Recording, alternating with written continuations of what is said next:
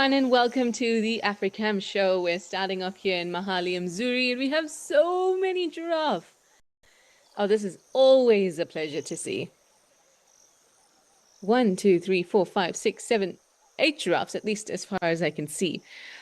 And the reason we don't, well, actually, I was about to say the reason we don't often see them together.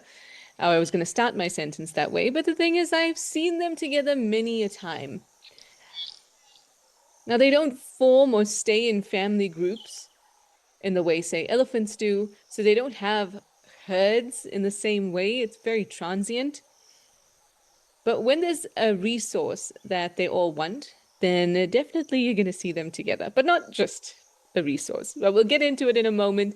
First, I'm going to remind you that we're live and interactive, so please send through your questions and your comments. Let me know how you're doing, where in the world you are, and of course, if you're new, we'd love to hear from you. Jack De Boer is already on board and says, good morning from Chesapeake, Virginia. Good morning, Jack. I can't think of a better way to start the morning than with a little slice of African paradise, to be honest. Casper's Third Ghost says, happy Tuesday, Trish and everyone. You're looking forward to the show while enjoying hot coffee. I am enjoying some hot tea. I'm leveling up, everyone. Usually I just have water.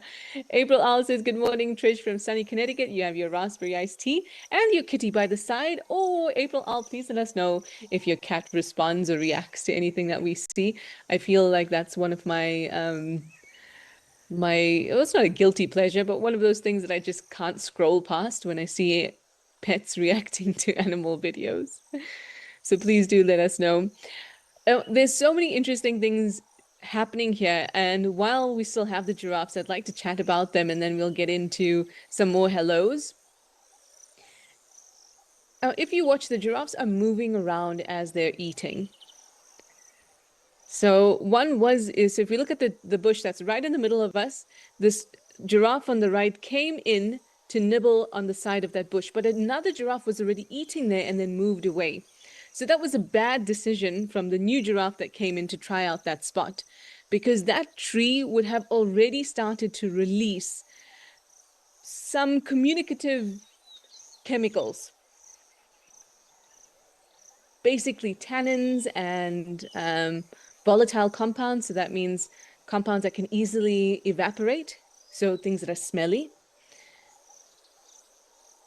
And so as soon as that giraffe got to that side, because someone else had already been eating there and the plant already had a chance to respond, as soon as he got there, it was like, oh, okay, it's not tasty anymore.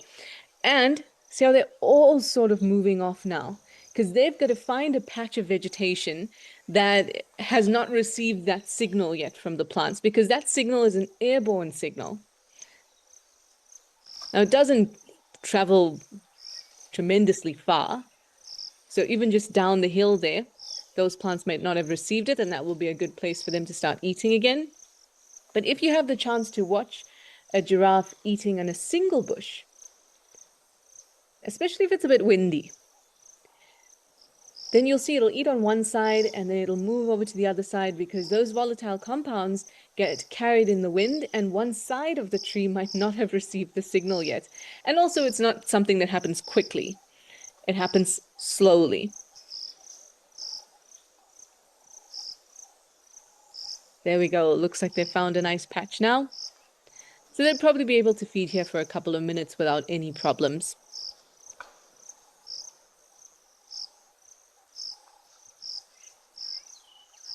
So remember that a plant is, a herbivore is a predator to a plant. It's coming and taking off its foliage that it needs to photosynthesize and create its own nutrients. So a herbivore coming through is not their favorite thing in the world. But it's also a balance, because there are times of the year where plants do need herbivores to come through, because they act as dispersers for their seeds. But I say it's a fine balance, because if all the vegetation gets eaten, then it's not going to have enough nutrients or enough leaves to photosynthesize for enough nutrients to be able to produce those seeds in the first place. So maybe that's why there's a little bit of a delay.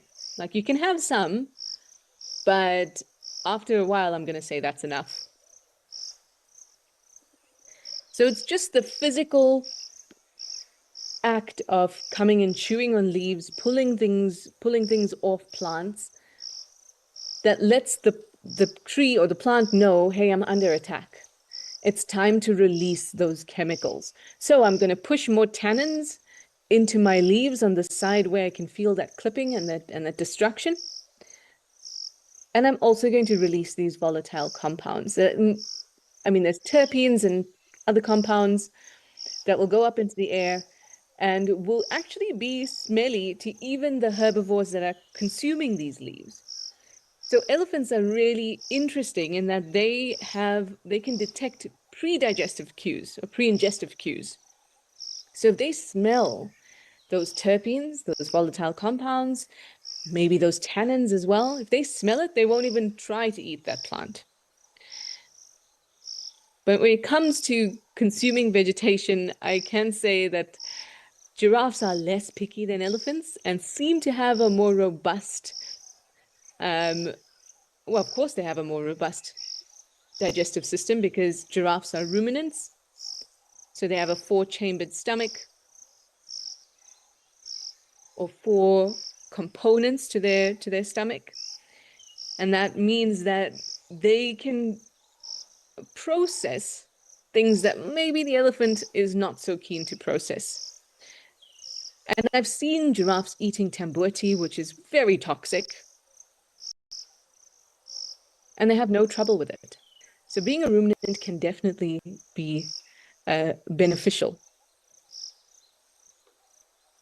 But those 2 different digestive systems, hindgut fermentation or being a ruminant for herbivores, definitely has their own advantages depending on resource availability, different habitats, etc. So see how they've all moved on now. I wonder what that must taste like. I can't say I've eaten, oh, you know what? I have eaten something very tanniny before. I remember when I was just doing my guiding training, like just at the very beginning, we were eating buffalo thorn leaves, and buffalo thorn leaves are actually very tasty. Well, in the sense that they don't taste bad. They're kind of like eating a bit of spinach. And so we were like, oh, okay, this is cool. You can pluck something straight from the tree and eat it.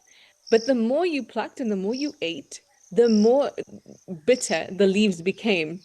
And that was a perfect hands-on example of how that tree is transporting those tannins up into the leaves.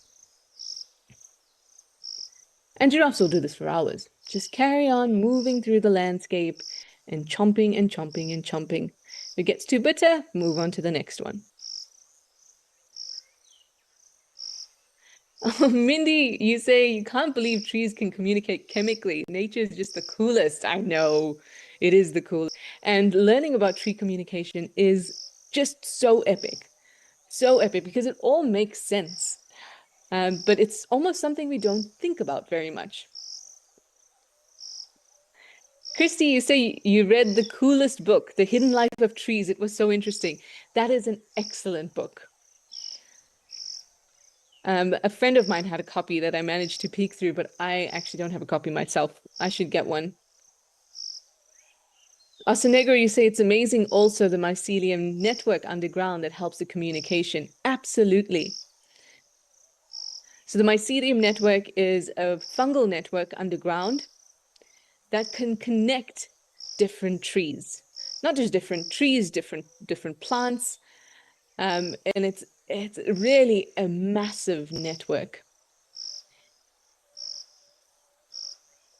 And there's certain species of trees, not as many here in Southern Africa, but definitely in the Northern Hemisphere.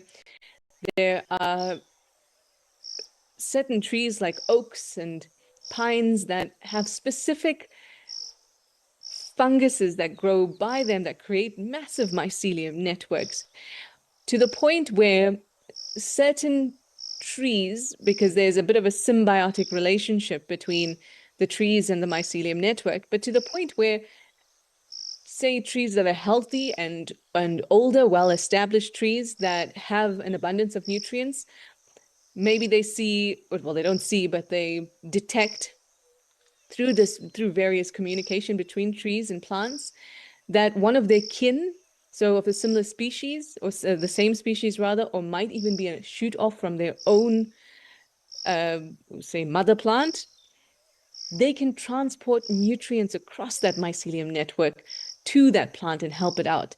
It is so crazy. I think there was an experiment, or the one I can remember was when I think a researcher had put one of the carbon isotopes. So they had isolated little plants and then fed a carbon isotope to one of those plants in isolation, knowing that they're all connected through the mycelium network. And then that carbon was detected in all the other plants. And it could have not gotten there any other way except through the mycelium network. How insane is that? Gordon J, you say you love how these giraffes peek around the trees to look at you. I mean, that's kind of I feel like that's their iconic thing. Peek around and look at you. But it's not just for striking a pose, it's their first line of defense. They're tall, they're no easy feat to take down, but that doesn't mean that they don't like a leopard or a hyena. So they still want to let it know, hey, I'm here and you don't have an element of surprise. And so I'm going to stare at you. And in fact, when we are looking, so say if we know that there's a leopard in this area, we've seen tracks, but we can't find it, I would pay attention to giraffes. If they are standing still and staring something down, go check where they're looking. Because they do that to predators often. And now they've spooked themselves.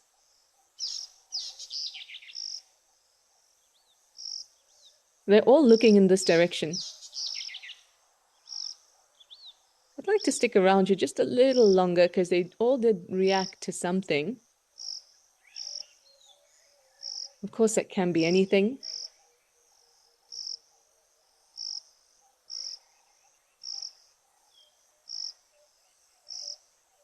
Oh no, they're relaxing again. Heads down, no problems. Now, the other really crazy thing I read about plants was this they have like proprioception. They have a sense of themselves in space. So in the same way that we have a sense of ourselves in space, we can tell if if you say touch your nose, you can touch your nose. It's not because you learned how to do that or you had to figure out where's my nose, where's my hand, I got to stand in a mirror and then figure it out. You know how to do that because of proprioception. You have a sense of yourself in space. You can tell if you feel like you're going to fall or you misstep, things like that. You have a sense of yourself. And plants seem to have this as well.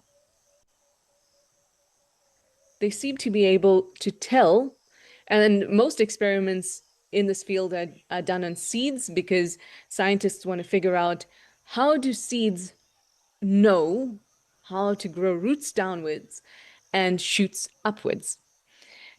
And so like many reptiles, for example, have what are called otoliths in their ears or some osteoliths, but they're basically kind of like how our inner ear has liquid in it that allows us to figure out where's up and where's down based on the movement of that liquid and how it affects the hairs in that area.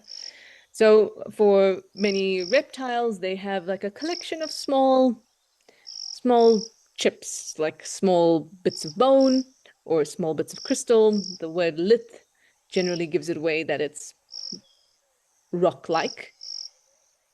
And so how that moves in the space and that little sensitive hole allows the animal to figure out what's up and what's down.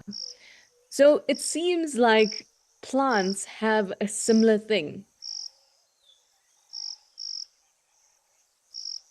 They too have a collection. I think they were called Statolids? I think so, and they're in statocytes.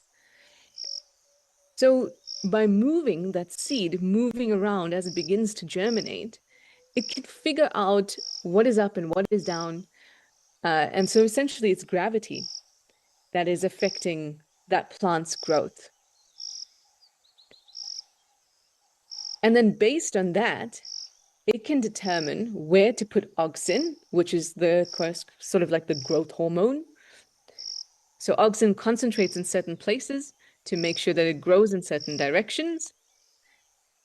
And even when the auxin is concentrated too much on one side, plants can move that and distribute that auxin. Are they also able to detect light at a slightly later stage to make sure they are growing in the right direction? But and not only that, I also read that there was an experiment where scientists were looking at how roots detect moisture and how far can we take it? How much moisture can they detect and under what circumstances? And even these pea plants were able to detect moisture in pipes, enclosed in pipes, but they were still able to grow their roots in the direction of the pipe. I think this is just all insane. So much communication and no nervous system like us.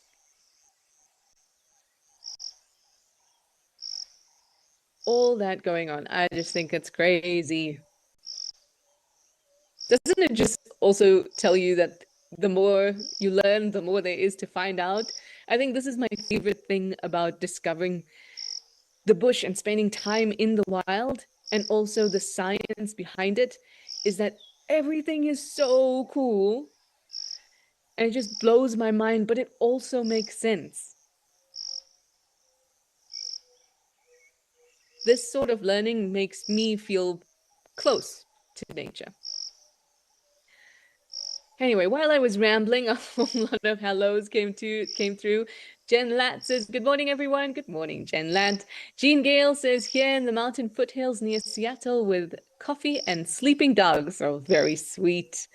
Jan Powers says, hello from a very warm Arizona. Hi, Trish. Hi, Jan. Ooh. Did we just move closer to these giraffe? What happened there? Mindy, you also said hello, and I already saw your comment. Negro says, I salute you with your black coffee and rainy morning in Southwest British Columbia. Dear and good morning, everyone. Happy to be here with a hot cup of coffee. And Gordon, of course, said hello and good morning to everyone, too. Okay, so we just moved over to the other camera. Got a closer view of the giraffe. So giraffe have this the sort of relationship that's very non-reliant on other giraffes. So sometimes you might see, I think the most I've seen is about 22 giraffes together, but it was on an open plain, which is probably my advantage because I could see for a longer distance. But they'll come together in bachelor herds to practice necking. You might see a small family group in the sense of a cow and her offspring. Sometimes you might even see a couple cows and their offspring together, but they don't stay in those groups.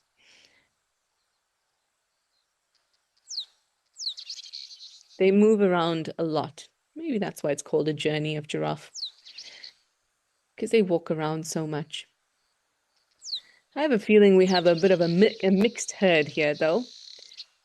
Some of the males are very interested in the behinds of some of the others, so I'm guessing that this is a mixed herd. See this one? Going down and giving everybody a good old sniff. That's definitely another reason giraffes would come together. If there are females in estrus, then the males are going to be there.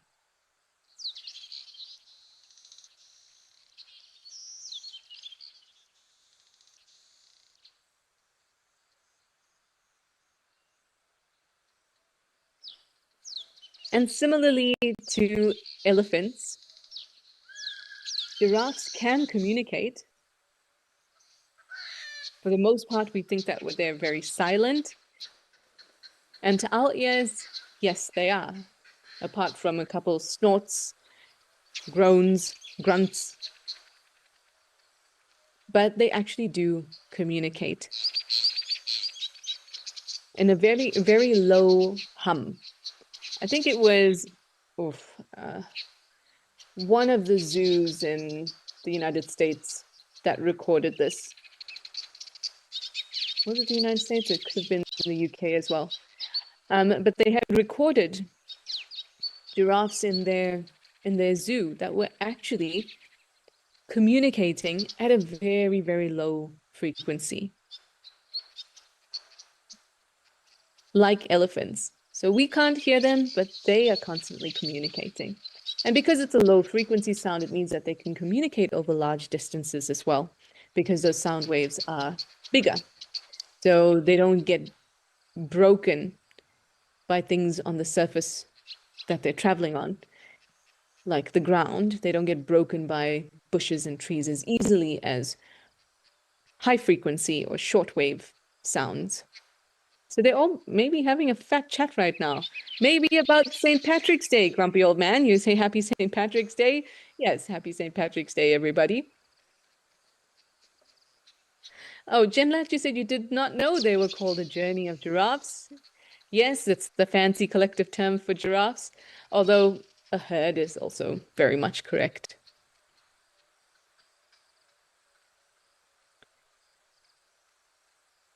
Well, let's head over to, oh, you've been great, Giraffe. We had some really nice chats thanks to you. But let's head to Sarandella. For now, I want to have a look at a sleeping hippo. Oh, I would also curse in the background there if that croc is around. I would love to see it too. But for now, let's head over to have a look at a sleeping hippo at Sarandella. Oh, that is definitely one sleeping hippo. Never mind. Decided that I was just going to disrupt his nap. Oh, a couple of weeks ago, I think we spoke about hippos and swimming and that they don't swim, and that's why, and they can drown. So it's very important that the water bodies that they choose to live in has shallower shelves that they can do this in, where the majority of their body can be underwater, although this seems like 50-50 for this guy. But where they could take long sleeps and not worry about having to come up for a breath.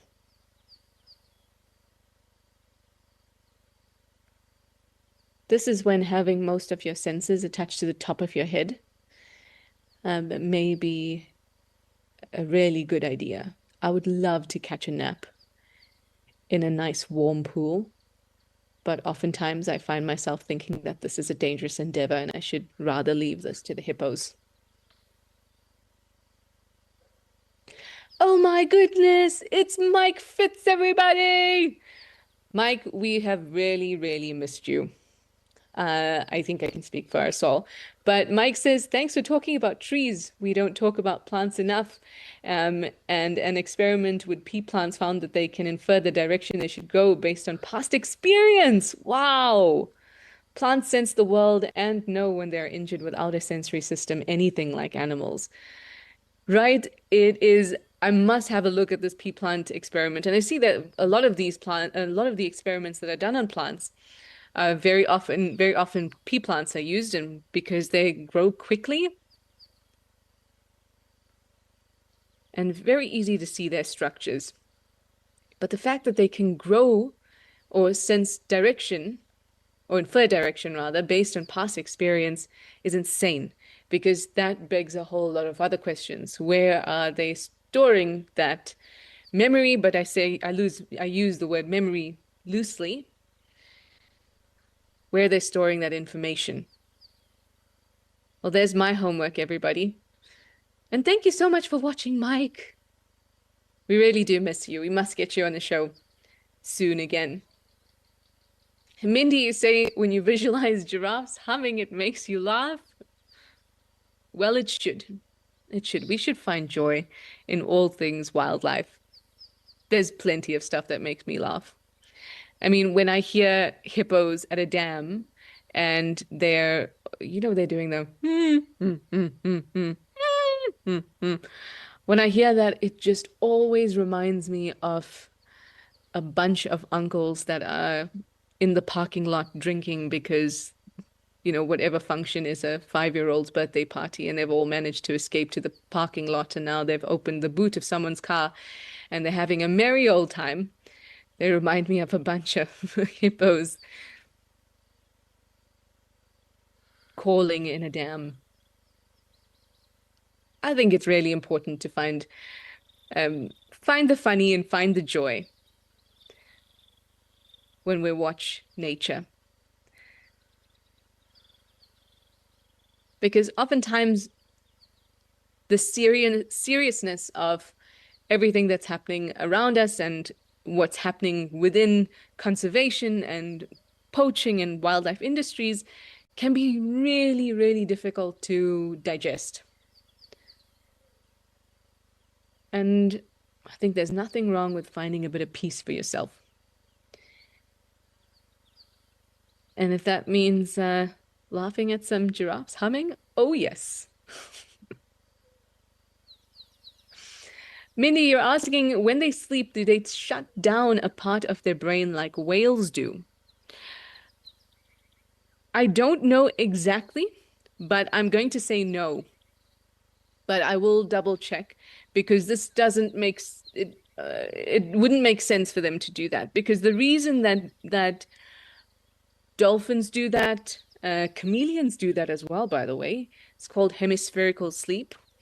But the reason why certain animals do that is because they either have to stay alert somewhat, like a chameleon, or they need to have some functions still automated. Well, automated is the wrong word. Some functions still need to be able to do its thing.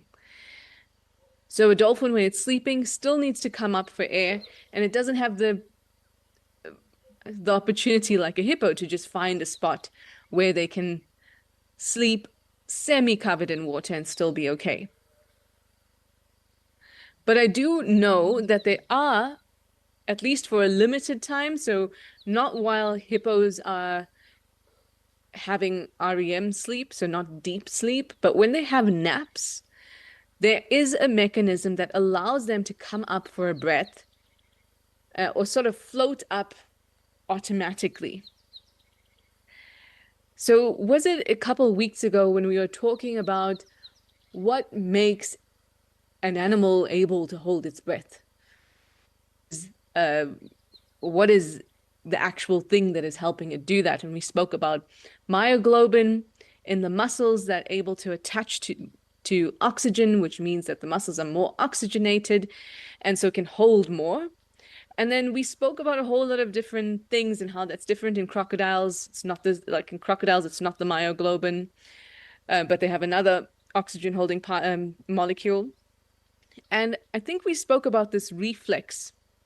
I'm just kind of remember what it's called. It's like a mammalian dive something reflex. And it has been recorded in hippos as far as I saw, but I didn't do a deep dive. Oh, no pun intended. Didn't do a deep dive myself into it. So I must double check, but I would say no based on an educated guess at this point because it wouldn't necessarily be it might be advantageous, but for the most part, because hippos are semi-aquatic, I don't think it's easier to find a spot of land or a spot of shallower water. And there's always so many things that come into play when we see one single thing. So like a hippo sleeping. There's so many things that, oh, hello. How's that little side eye? Very cute.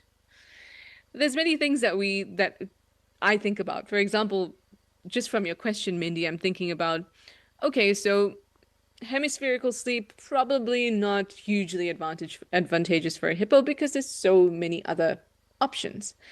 But then I'm thinking, oh well, which came first? Which is obviously the bane of any evolution related question. What came first? Did hippos start to go in shallow water because it was an available niche where they could hold a territory and not have to defend it against many others? Is it because food availability? Did it have anything to do with sleep or being submerged, or is that something came after? So then they submerged, but then they're already in shallower water, so there's no need to invest in hemispherical sleep. There's so many questions. And what's wonderful is that if you do have the time to do a deep dive, you will start to really understand that. And I feel like that's what I'm going to do because now Asanegro says that eagles also do a unihemispheric sleep. So one side sleeps while the other doesn't. Or what are you doing? Oh, I thought it was blowing bubbles, and then I realized that its nostrils outside of the water. It's flicking its ear, the one ear that's still in the water. Sweet.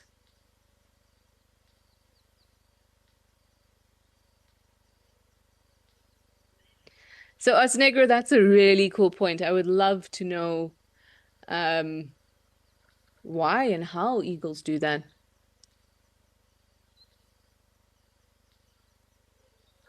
I think it's wonderful when different animals have a different way of solving the same problem, what we call convergent evolution. They might come up with a similar strategy, if not the same, to solve the same a similar problem, but they are not related. Because I think it gives us great insight once we know why and how they were trying to solve this problem. It gives us great insight into what the variables were,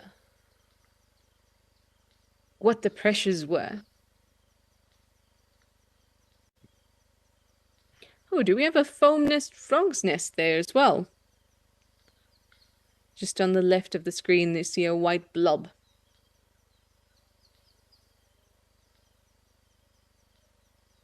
Cute. Oh, and I see some more as well. Well, a reflection of some more foam nest frog nests. Just on the branch there. Because there's actually a lot of them around. Very nice. The last time that I went to the bush, they were actually there weren't too many fresh ones. Most of them had gotten pretty brown. So when they're nice and fresh, they look white like this, and then as they age, you'll start to see little holes and brown bits. And that's when they've gotten, oh, well, they're not really being used at that point anymore. Foam nest frogs, also super cool. Imagine this nest, if you have never seen one up close, looks like you've run yourself a bubble bath. It's amazing, right? Just imagine you're soaking and relaxing in a bubble bath first. But then imagine that you have collected a handful of foam, of the bubbles, and they're nice and stiff, but they're also pretty soft, right? Like they're stiff peaks in the sense of a meringue, but they're still nice and soft. So that's exactly what a foam nest frog's nest looks like.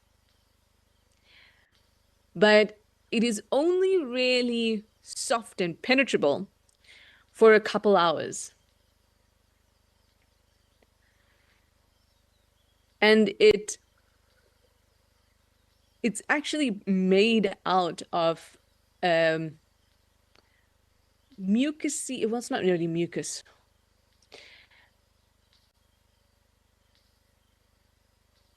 Well, a liquid that comes out of the female foam nest frog.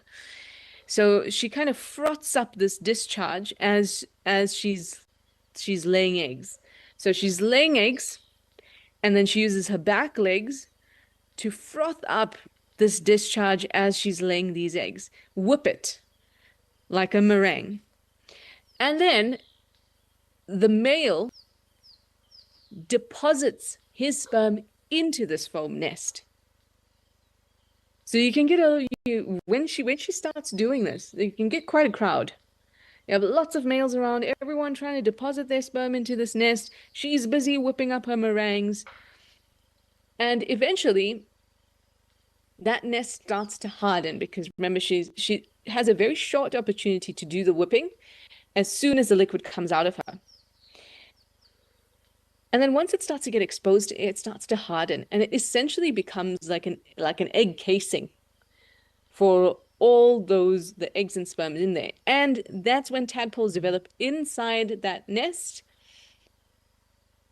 And once the nest starts to disintegrate, I said that they can get brown and start to break up and have little holes in them. Once that happens, it releases the tadpoles directly into the water. If that's not clever, I don't know what is. Grumpy old man, excellent question. You would like to know if we were talking about the unihemispheric sleep and all of that. You're wondering, is this why? Because Asa Negro is talking about eagles doing this. Is this why some birds stand on one leg when they sleep? Oh, grumpy old man, you have opened a can of worms. I'm going to try and do this justice.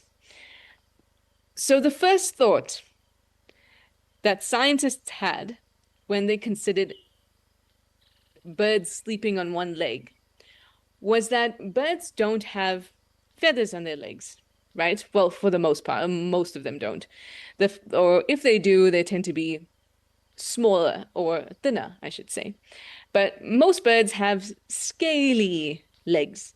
And so if you are losing heat through your legs, while the rest of you is covered in nice down and feathers, which is really good for thermoregulation, but you're losing heat through both your legs where it's uncovered basically, then if you can tuck one underneath you, then you're reducing that heat loss by 50%. Sounds amazing, right? Now, this is still a contributing factor, but it might not be why birds sleep on one leg. It might just be easier, which I think is so cool. Because of the whole weight distribution of a bird and the way that it sits on its legs, it's sort of like a pendulum. So, oh, hello there. We're at Naledi. We're talking about some of my favorite things today. This is like the nitty-gritty of wildlife. So there was an experiment done with flamingos where a scientist took dead flamingos, perched them up on one leg, and the body would balance, and you could actually move the body and it would just swing like a pendulum. So it seems like the reason that they sleep on one leg is because it takes less energy to do that. Now, I'm not exactly sure if they had a stay apparatus, which is sort of like a ratchet type tendon that actually giraffes and elephants have that allow them to sleep upright. I must check that out. But the physics of their bodies and their weight distribution and this pendulum-like characteristic that they had meant that standing on one leg was actually just more energy efficient. So if you're sleeping and you don't want to worry about, having to stay upright, then standing on one leg seemed to be most efficient for them. Cool, right?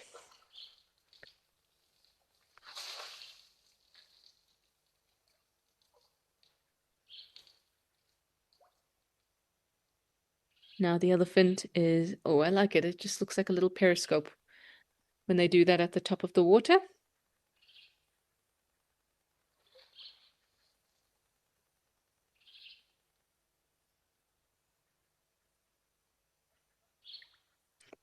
Lizzie Hatch, you were wondering how many hours hippos sleep for. They can sleep for quite a while. So remember that they move around mostly at night. I wouldn't say that they're strictly nocturnal, but all their foraging is done between sunrise and sunset. On an overcast day they might move out earlier. That's why I say I don't think I wouldn't call them strictly nocturnal. But in the same way as we say that lions sleep for 20 hours a day or 18 hours a day, it's not really true. They may be inactive for that time. So for hippos, it could be basically all of daylight. So maybe 10, 12, 14 hours, maybe even 16 hours during summer that they can remain inactive, but they're not necessarily sleeping. But I guess they could sleep for that time if they wanted to because they're not doing anything else. But like lions, they're still going to react to anything happening around them. And even though they're not going out foraging during the day, they're still having social interactions that take place in their territory, which are important because once they go out to forage, that's not necessarily their territory. And it's very focused. Going out to feed, they're not really feeding in groups. They can feed by themselves in pairs with their calves. They just seem to radiate out of their water source, but they do use certain parts. And I was just about to tell you, they mark their parts with their poop. They spray their dung as they move along, which is also a territorial marker. So it's a little confusing, I mean, even for me, in the sense that we don't say that hippos have territory outside of the water. The water is their territory, but they display territorial behavior outside of the water too. So where that ends, where the territory ends, I think is a bit of an unknown.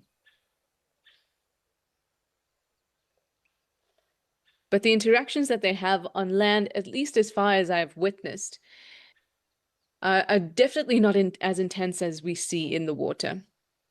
A lot of that social learning, interaction, dominance behavior, hierarchy, all those sorts of things tend to be sorted out in the water. So though they might be inactive and appear to be sleeping for 10 hours, they're still acutely aware of everything that's happening around them.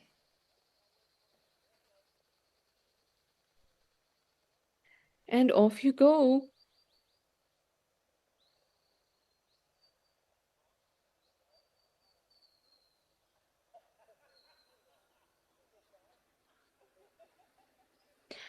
MG leopard spots, you are asking, can ostriches and emus stand on or sleep?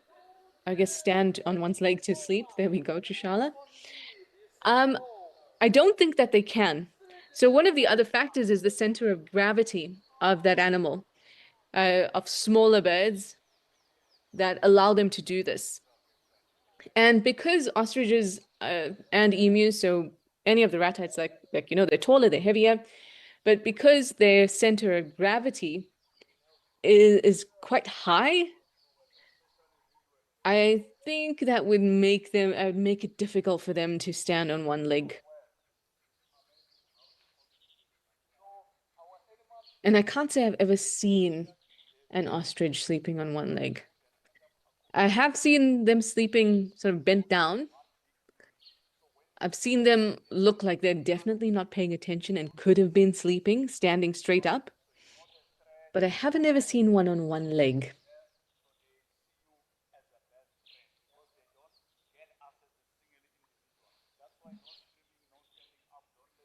I think the feet tucked underneath them is probably the most common way I've seen them sleep. Anyway, everyone, it's time to say goodbye. This was a really wonderful Africam show. It's always a pleasure to spend time with all of you and the animals. And you all make me so excited to talk about these things.